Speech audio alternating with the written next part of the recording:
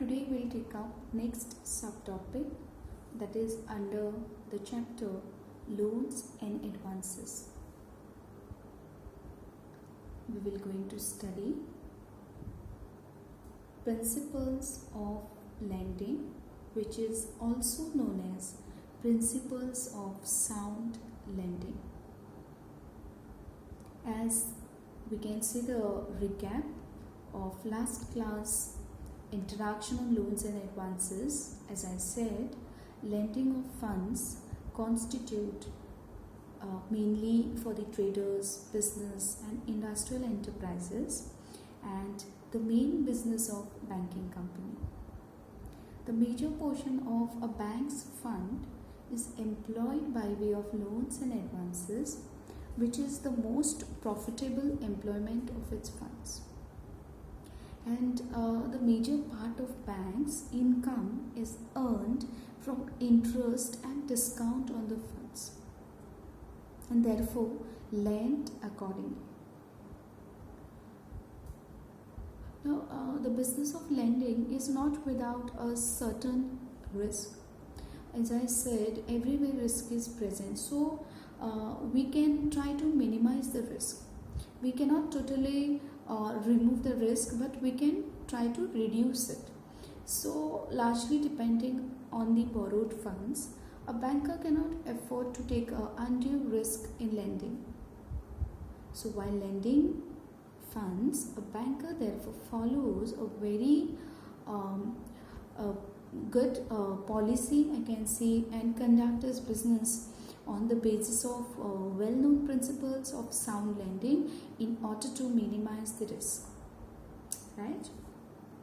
Then there are actually main principles and followed by some other principles. So I can see there are three cardinal principles of bank lending that have been followed by commercial banks since long.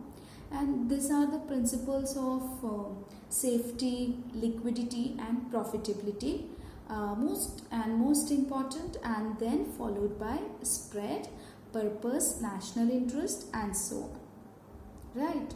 Then nationalized banks in India, like others, do follow these principles in the employment of their funds.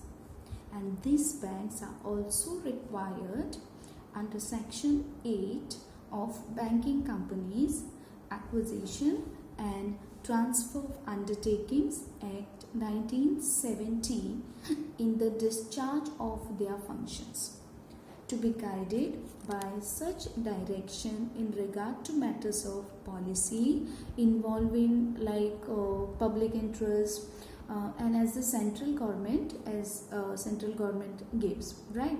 The central government and the Reserve Bank have issued a number of directions in this regard, highlighting the social purpose which they have to subserve.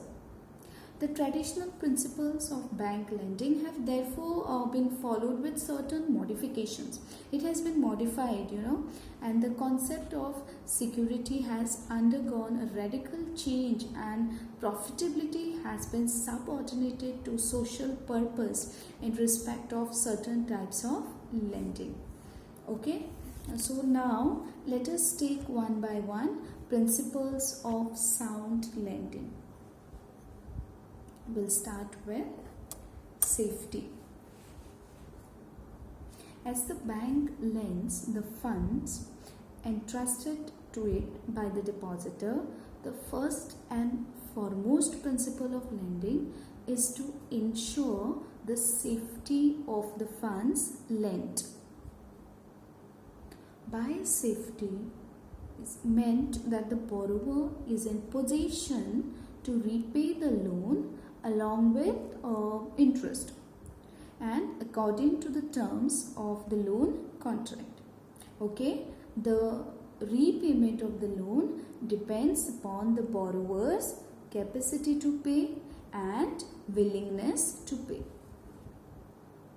Now, the capacity to pay depends upon his tangible assets and the success of his business. If he is successful in his efforts, he earns profit and can repay the loan promptly. Okay, otherwise what will going to happen?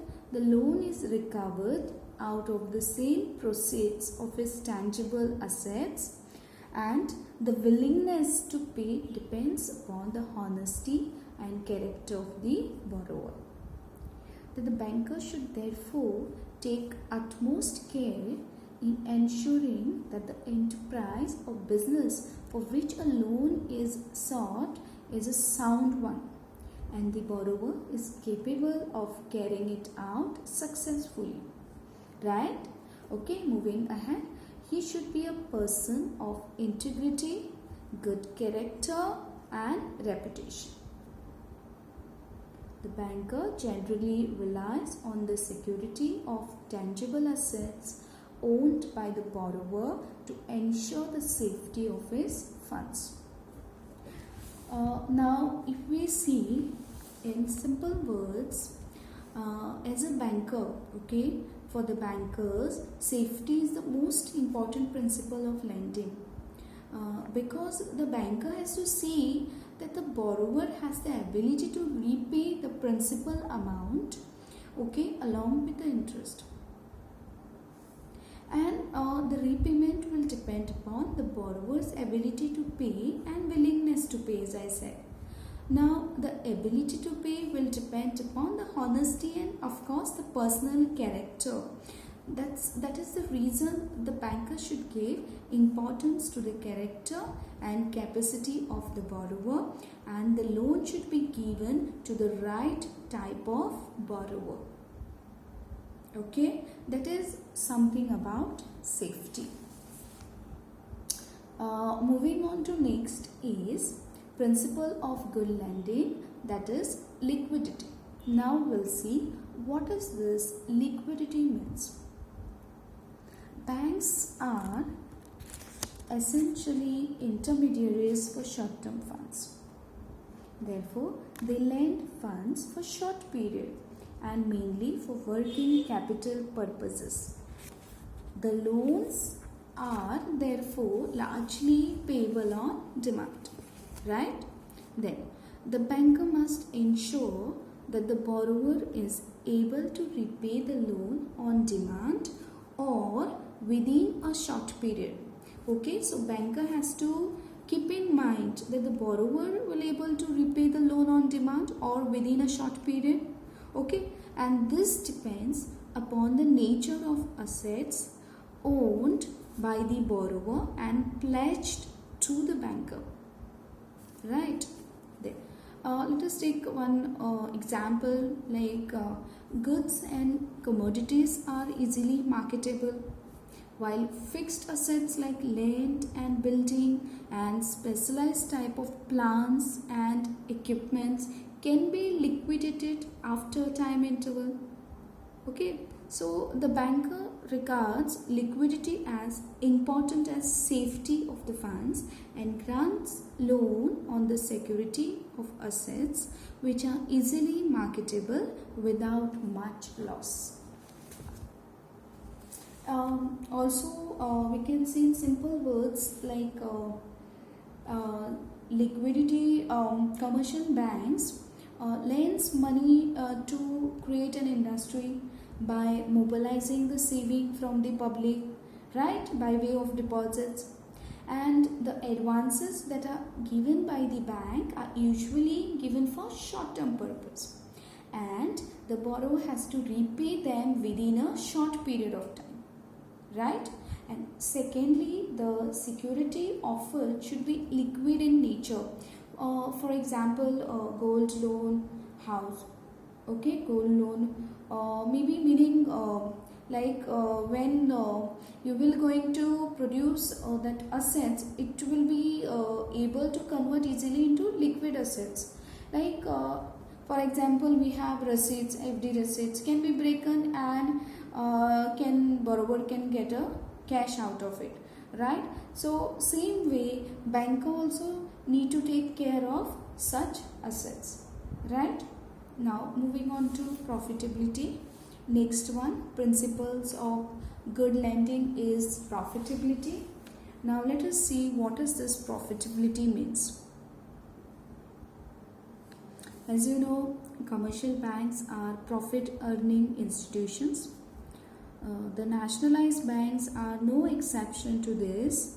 They must employ their funds profitability so as to earn sufficient income out of which to pay interest to the depositors, salaries to the staff, and to meet various other establishment expenses and distribute dividends to the shareholders, that is the government in case of nationalized banks.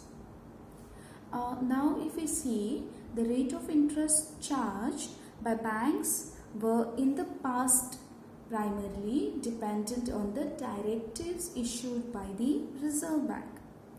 Now banks are free to determine their own rates of interest on advances of above rupees 2 lakh. The variations in the rate of interest charged from different customers depend upon the degree of risk involved in lending to them. You have to remember this. Then a customer with high reputation is charged the low rate of interest as compared to an ordinary customer. Okay. Now the sound principle of lending is not to sacrifice safety or liquidity for the sake of higher profitability. Then what is that actually?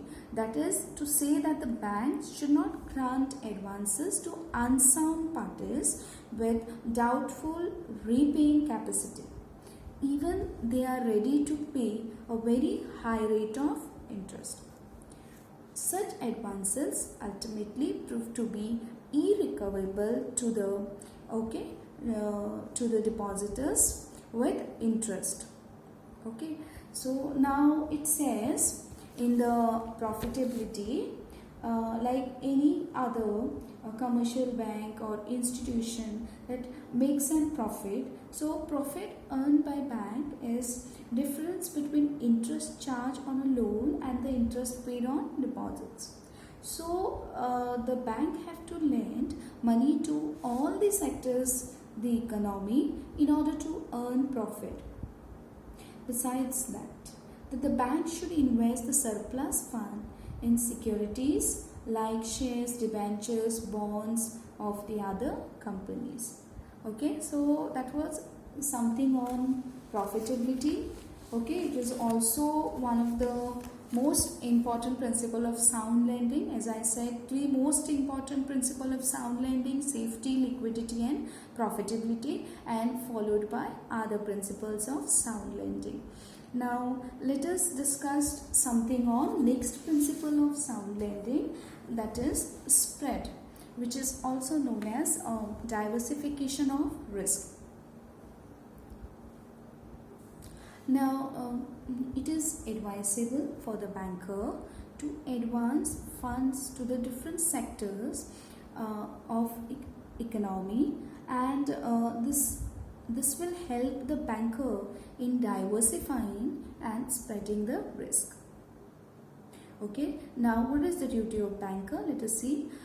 The bank should lend small amount of money to large number of people. As far as possible, the loan should be secured in nature. Always remember, student. Okay, loan which is lent, which is given, it should be secured in nature. Okay, so spread says the funds should be distributed to different sector in the economy, and this will going to help the banker in spreading reducing the risk, diversifying and spreading the risk. Okay, so banker can lend small amount of money to large number of people. Okay, so that is something about the spread. Now moving on to purpose. Now your student, loan has to be given for certain purposes, and that purpose should be productive one. So we have two purposes, like productive purpose and unproductive purpose. So it is the duty of banker to make sure that loan amount is lent for only productive purposes and not unproductive purposes. Now before sanctioning a loan, the banker should study the purpose for which the loan is given, right? Okay, now the banker will give loan only for productive purposes and not for unproductive purposes. And of course, the loan are given as per the directives of the RBI, as per the guideline given by the RBI. They have to follow the rules, guidelines, directives put by the Reserve Bank of India, as Reserve Bank of India is a central bank, right? Okay, so you can remember your purpose. Okay, the reason for giving loan, okay, it should be for productive purpose. Some output should be there, okay, out of this productive purpose. It shouldn't be for unproductive purposes, and it should be within the directive of Reserve Bank of India, right? Then moving on to next principle of sound lending is national interest. Now let us see what is this national interest. The bank should give loan to the various sectors of the economy and help in the balanced growth of the economy, right? Okay, so when loan is given to various sectors in the economy, obviously it will going to help for the balanced growth, stable growth in the economy, and it is a compulsory for all the commercial bank. Okay, it is made compulsory for all the commercial bank to advance at least 40%, okay, to the priority sector, to the weaker sector, okay, to the lower sector. Priority sector is given most important, okay. For the priority sector, the priority sector includes now agriculture, okay, small scale industry, small traders, borrowers, road and water transport operators, and so on.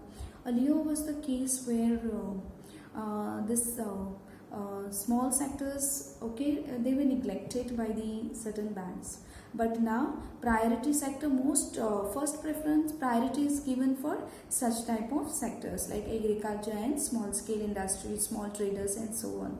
So in national interest, we can say the bank should give loan to various sectors of the economy so that it can help the balanced growth of the economy. And nowadays it is made a compulsory for all the commercial bank to advance at least 40% to the priority sector. And give the example which are the priority sector. Okay, so that is something about the national interest. Okay, so we have seen principle of good lending, which are the most important principles, okay, bank has to follow. Those are safety, liquidity, profitability, spread, purpose, and national interest. There are many more principles of good lending, but these are the most important. So as I already said, three most important of principles of good lending are safety, liquidity, and profitability, and then followed by spread, purpose, and national interest. So it's very important to keep in mind when lending of funds is done, whether it is for the small scale industry, small traders, okay, businesses, and so on. Okay, they have to try to minimize the risk. Yes, and major portion of bank fund is employed by way of loans and advances, as I already said, which is the most profitable employment of its fund, right? Okay, so the business of lending nevertheless is not without certain risk.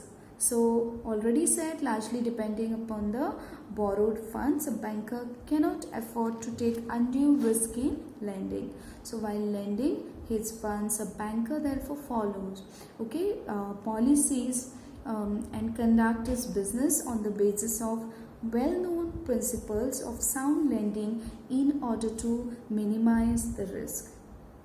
Okay, so three principles which are very important the banker has to keep in mind, and it is as per the nationalized banks in India do follow these principles in employment of their funds, and this is very important. You all need to remember this.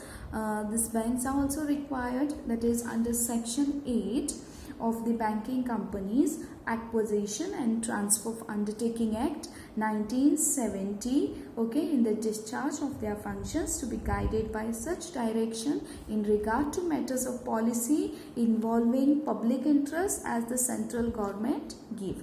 And as I already said, central government and Reserve Bank have issued number of directions in this regard, highlighting the social purpose which they have to subserve. And the traditional principles of bank lending therefore been followed with certain modifications. And the concept of security has undergone a radical change, and profitability has been subordinated to social purpose in respect of certain types of lending. Okay, so that was something about principles of good lending.